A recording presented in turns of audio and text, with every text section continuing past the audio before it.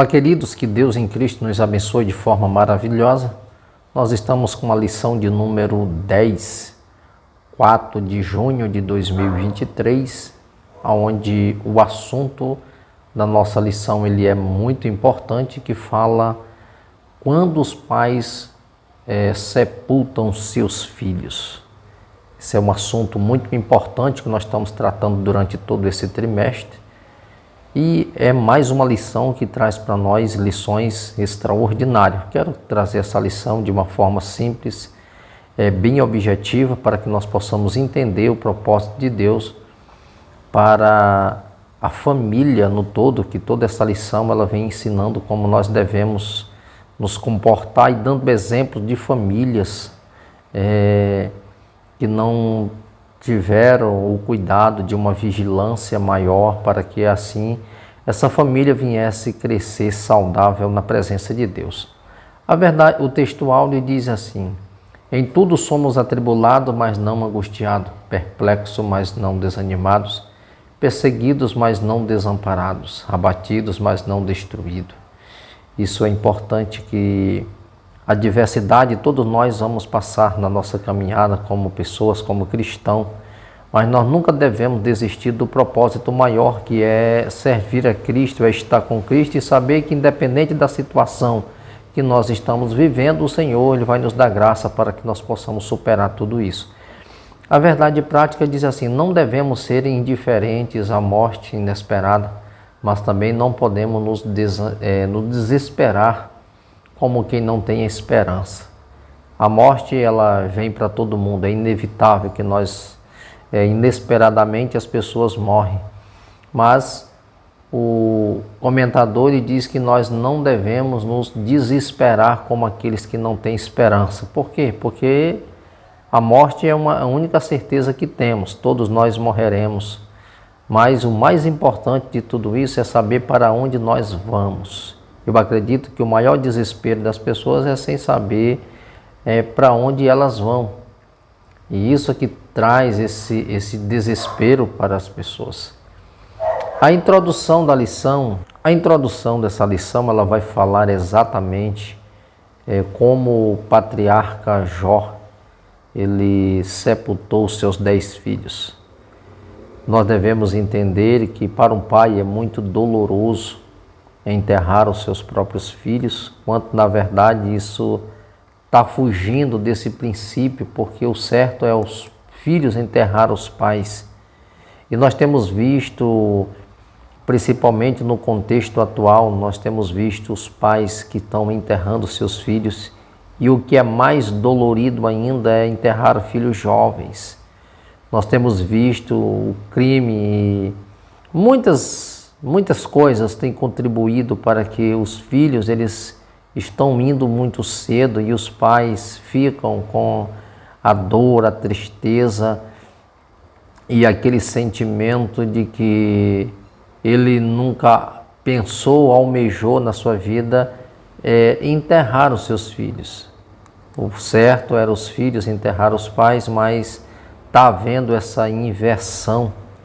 E o patriarca Jó, ele enterra seus filhos naquele trágico e lamentável acontecido que houve, onde ele perdeu seus 10 filhos e teve que pegar na alça de 10 caixões para enterrar os seus filhos. Com certeza a estrutura daquele homem, tanto dele quanto da sua esposa, foi um momento doloroso. Perder um filho já é angustiante, é uma dor que não passa. Imagine você perder 10 filhos em um só dia. É uma dor que eu acredito que pouco ser humano suportaria ainda viver com essa dor, conviver com isso, porque eu não posso nem mensurar isso. É muita dor, é muita angústia para um ser humano ter que enterrar os seus 10 filhos. Mas quem é esse homem chamado Jó? Quem era Jó? O patriarca Jó nasceu no norte da Arábia, na terra de Uz, As pesquisas dizem que ele viveu numa época anterior à de Moisés, antes do mesmo de Abraão, entre os séculos 25 e 28 antes de Cristo. Naquele tempo, a longevidade humana era maior que a atual, que explica sobre sobrevida de 140 anos do patriarca Jó.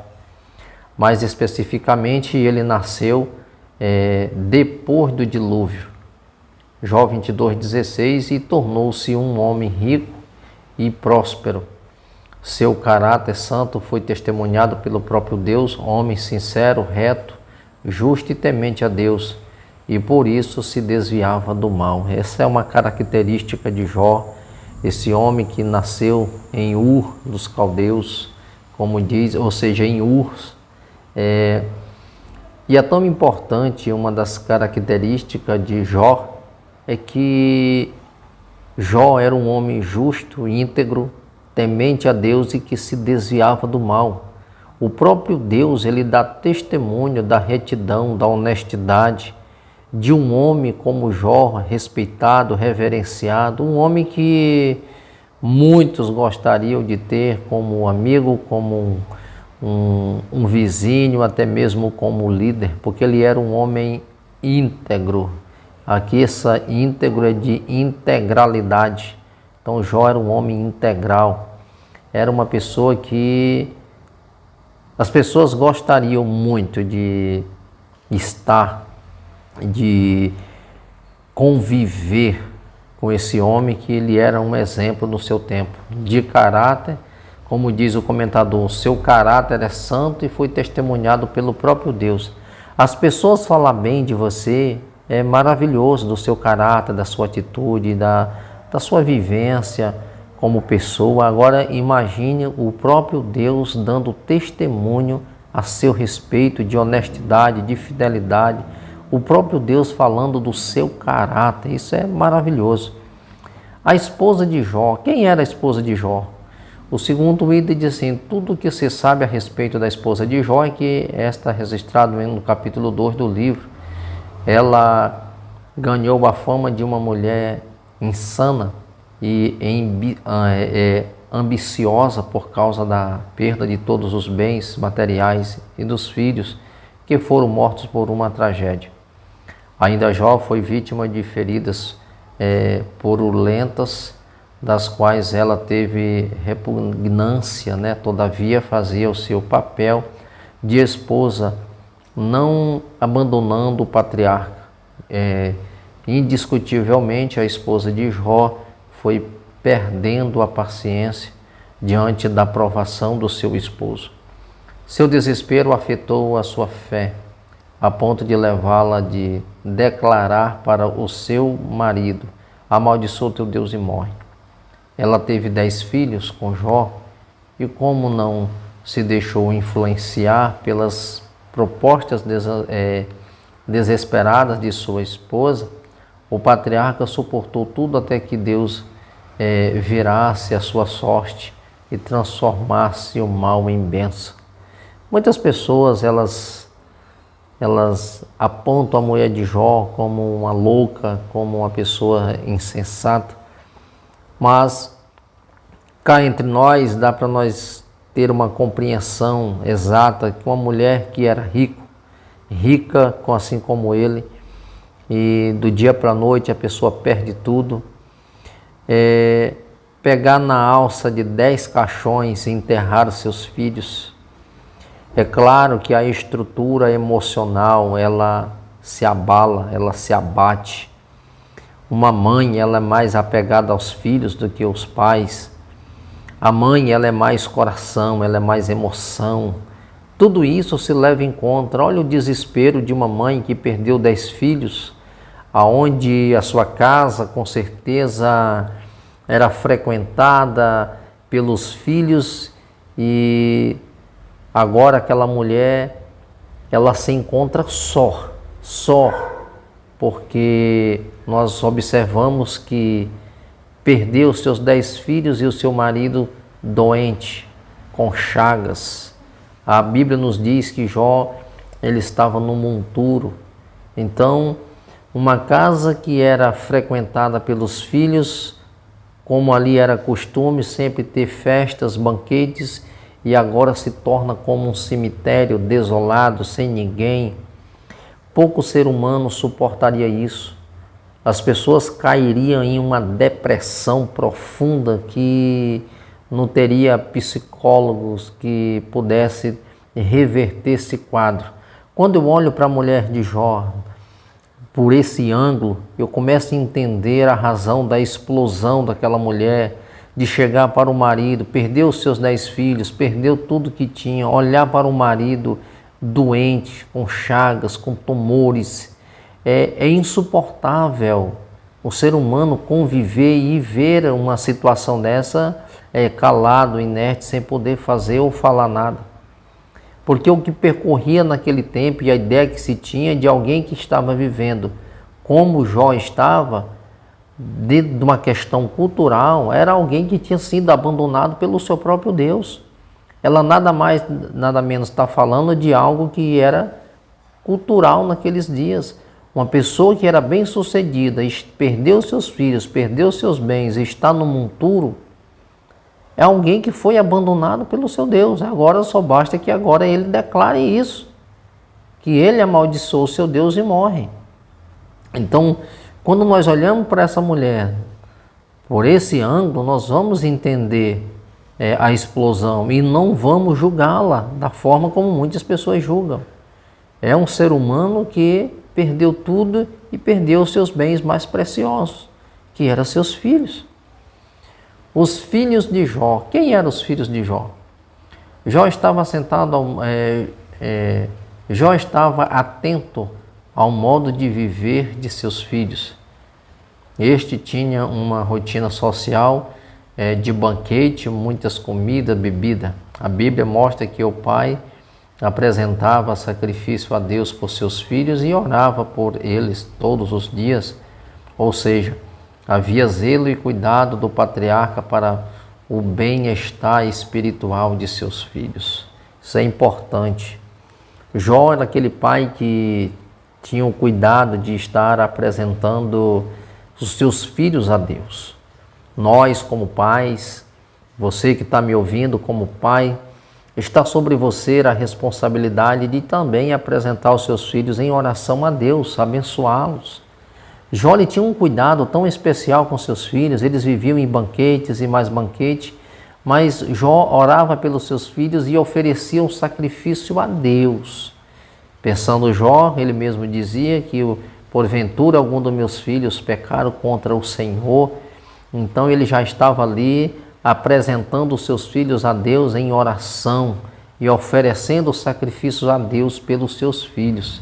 Então, os pais estejam mais atentos à vida dos seus filhos. Não é se intrometer na vida dos filhos, mas é estar assistindo, ter o cuidado de estar ali perto, porque esse pai, ele é esse guardião, esse protetor, ele é essa pessoa que constantemente, como cabeça, como chefe, ele é acionado para que os seus filhos vivam bem, para que a família esteja bem. É necessário que nós estejamos como líderes apresentando, aconselhando os filhos para que eles possam viver da melhor forma possível e principalmente no que se diz respeito ao servir a Deus. Isso é maravilhoso. O segundo ponto diz assim: lidando com a morte dentro da família. Isso aqui é um assunto que só Deus na causa. Jó e sua esposa foram surpreendidos pela morte de seus filhos, dos seus filhos. Olha só, você está em casa e de repente você ouve, chega um mensageiro dizendo: olha, você perdeu tudo que tinha foi tirado. E o último que chega e diz: olha, os teus 10 filhos foram mortos. Quando o texto bíblico deixa bem claro, enquanto a notícia chegou de que foram levadas as ovelhas, que foram levados os bois, que levaram as mulas, né? Jó suportou tudo isso, mas quando o último mensageiro disse: os teus 10 filhos morreram. A Bíblia diz assim: e Jó rasgou as suas vestes e adorou. No original diz que Jó desmaiou. Quando ele não suportou a dor de ter perdido seus 10 filhos, Jó desmaiou. Uma notícia dessa, ela abala qualquer pessoa. Ela abala a estrutura de qualquer ser humano. Não tem ser que suportaria essa notícia sem uma reação dessa natureza. 2. Razão para a tristeza do luto de Jó e de sua mulher. Qual a razão disso? De certo modo, Jó tinha uma família feliz. Nesse contexto, Satanás desafiou a felicidade dele e o atacou frontalmente com a morte de seus filhos. A Bíblia não fala do sepultamento dos filhos de Jó, mas certamente ele aconteceu.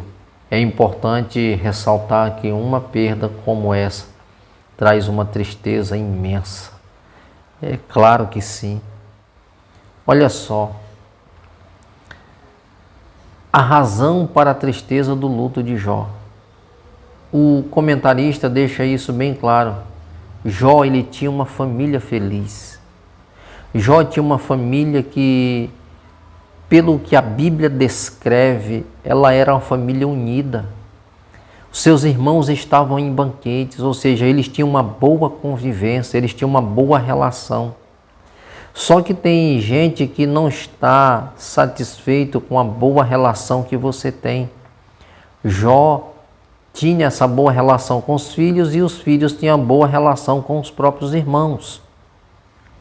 Satanás não estava satisfeito com isso. Satanás tocou naquilo que é mais sublime na vida de um homem, de uma mulher, seus filhos. Ninguém na sua sã consciência toque na família de alguém, porque é algo precioso. É o bem maior de uma família, é os filhos. Não há riqueza que supere, não há riqueza que substitua um filho, uma filha, uma família cujos princípios são fundamentados ali em Deus. Família feliz, uma família que se respeitam, que honram, que estão se confraternizando, que tem prazer de estarem juntos, de se alegrarem juntos, de comemorar, de celebrar aqueles momentos, ou seja, datas comemorativas. Uma família feliz, ela sempre tem algo para celebrar. Só o fato de estarmos juntos, já celebramos a união. Estamos juntos, somos família. Isso é maravilhoso, família. Isso é tão grandioso, é tão impactante que esse conceito família, ela tem diminuído com o longo do tempo.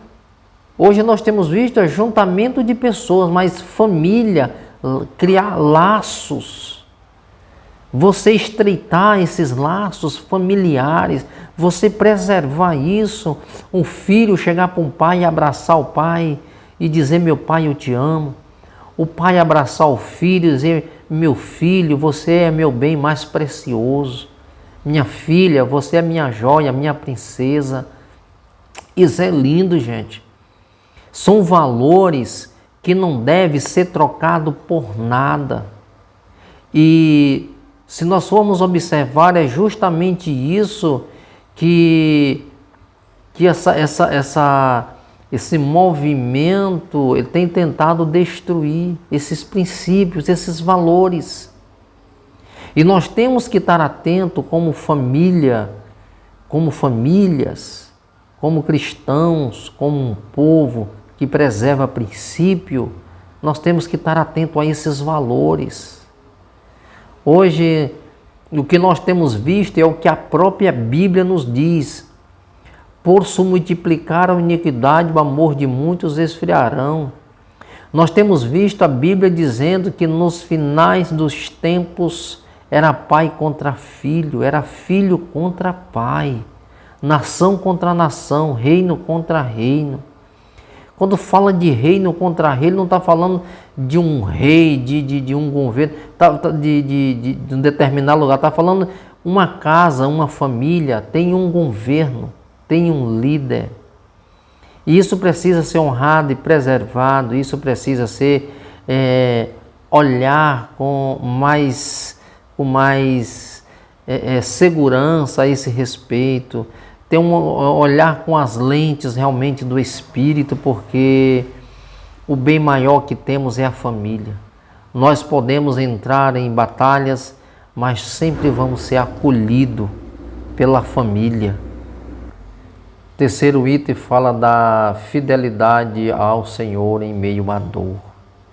Jó, ao receber esta notícia, ele rasgou as suas vestes, ele raspou a sua cabeça e ele adorou o Senhor. Segundo o comentarista, diz que raspar a cabeça, rasgar as suas vestes, adorar ao Senhor, mostra que a dor e a perda não passa mais o processo da aceitação, torna nulo mais digno. Por isso, o patriarca pôde dizer em atitude de adoração: nu saí do ventre da minha mãe e nu tornarei para lá. O Senhor deu, o Senhor tomou. Bendito seja o nome do Senhor. Isso aqui é um ato da fidelidade de Jó a Deus. Ele sabia que por mesmo que ele tinha perdido seus filhos, ele perdeu toda a sua riqueza, perdeu tudo que tinha. Mas a integridade dele para com Deus, a fidelidade dele para com Deus, Satanás podia tocar em tudo, mas ele não podia manchar isso. No momento de angústia, de dor, eu sei que Jó, ele pode ter passado pela sua cabeça, pode tirar tudo de mim, mas a minha integridade com Deus ninguém tira. A minha intimidade com Deus não vai tirar. Ninguém vai manchar isso, porque isso é uma particularidade minha. E o próprio Deus, ele conforta o Jó, e conforta Jó em meio à dor, em meio ao sofrimento. Mesmo sendo ele visitado pelos seus amigos e muitas acusações, mas ele se manteve calado quando pôde ficar calado e falou quando ele deveria falar. O terceiro ponto diz assim: os cristãos e o luto. Não culpe a Deus. O terceiro ponto é uma aplicação e nós devemos estar atentos. O cristão não deve culpar a Deus por aquilo que acontece de ruim conosco. Jó não culpou a Deus em momento nenhum. Ele adorou o Senhor. Não é muito difícil, nos momentos de perdas inesperadas, o ser humano se desesperar e passar a blasfemar contra Deus. Não é isso que aprendemos com Jó. O antigo patriarca nos ensina a viver a confiança em Deus, mesmo no momento delicado da morte inesperada de um ente querido. Nem sempre saberemos o motivo da morte de uma pessoa amada ou de um determinado sofrimento. Há mistérios na vida que não conseguimos desvendar na terra. O propósito do livro de Jó não revela o que os seres humanos sofrem. O que o livro nos ensina é encorajar e suportar o sofrimento com paciência, achando-se fiel nos caminhos do Senhor diante do processo de um sofrimento imerecido. Haverá um dia que tudo será patente diante dos nossos olhos. Então, diante das maiores dificuldades, é difícil. Já passei por situações dolorosas, mas nós não devemos blasfemar contra o nosso Senhor. Porque a Bíblia diz que todas as coisas contribuem para o bem daqueles que amam a Deus e que andam segundo o seu propósito. Aí você pode me dizer, Deus tinha um propósito na vida da morte dos filhos de Jó? Se nós olharmos o contexto, porque o próprio Deus deu testemunho de Jó que ele era fiel, íntegro, temente a Deus e que se desviava do mal. Satanás apresentou que Jó era tudo aquilo porque tinha riqueza. O Senhor mandou tocar na riqueza de Jó. E ele tocou nas riquezas, tocou em tudo que Jó tinha e matou seus filhos. Satanás não estava satisfeito, ele diz, ele perdeu tudo, mas ainda tem saúde. E o Senhor diz, toca nele, mas não mata. Então, a gente percebe que é uma provação atrás da outra, mas Jó ele se manteve ali, íntegro, servindo a Deus. Aquilo que o próprio Deus tinha internalizado no coração de Jó, ele não permitiu que aquilo fosse tirado dele. E é tão lindo que diante dessas dificuldades ele não blasfemou, o próprio Deus cuidou de Jó. Então a lição que nós aprendemos é, como cristão, não blasfeme o nome do Senhor. Não duvide, não fale coisas a respeito de Deus que você, no momento da dor, você não está compreendendo, você não está entendendo. Deus, no devido tempo, Ele vai trazer ao seu entendimento o propósito de tudo aquilo. Vivendo o luto. Como o patriarca Jó, aprendemos que o crente em Jesus não deve ser indiferente ao luto, pois psicologicamente isso não é saudável. Como seres humanos devemos manifestar as emoções próprias de um momento de luto, tais como o choro, o silêncio, compenetração diante da dor da família de Lázaro. Nosso Senhor agitou-se no espírito, comoveu-se e chorou. É preciso levar em conta que o período do luto dura em média 6 meses. Se após esse período a pessoa não consegue voltar às atividades normais, é preciso buscar uma ajuda especializada. Então, o dia do luto, ela vem para todo mundo. E todos nós teremos reações, choro, uns não conseguem chorar, fica calado, fica ali com aquela angústia, com aquela dor, com aquela tristeza. E o tempo vai passando, não é que a pessoa esquece, ela entende que ela precisa continuar. Então o comentador diz que o tempo do luto dura até 6 meses. Passando 6 meses e você não tem nenhuma reação, você não esboça nenhuma reação, é necessário você buscar ajuda de alguém, de uma pessoa especializada, para que você consiga recomeçar, continuar a sua vida, para que você consiga viver, na verdade, porque você não pode viver em função daquele que se foi. Mas você ficou vivo, você precisa continuar a sua vida. Você precisa encontrar forças em Deus e prosseguir na caminhada. E aquela pessoa, ela sempre vai estar viva nas suas lembranças, mas você precisa continuar vivendo. Terceiro item diz assim, mantenha a esperança. Olha só, isso é lindo.